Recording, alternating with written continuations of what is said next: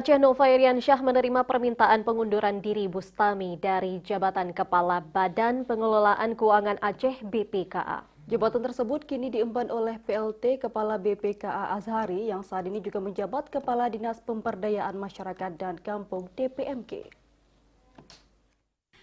Juru bicara pemerintah Aceh Muhammad MTA di Banda Aceh mengatakan hal tersebut menyusul dikeluarkannya surat keputusan Gubernur tanggal 14 Juni 2021 tentang pemberhentian Bustami dari jabatan pimpinan tinggi pertama Kepala BPKA. Surat pengunduran diri Bustami tanggal 30 Mei 2021 sudah mendapat persetujuan Gubernur. Dikatakan, Bustami menyampaikan terima kasih atas kepercayaan dan dukungan Gubernur Aceh selama dirinya menjabat sebagai Kepala BPKA.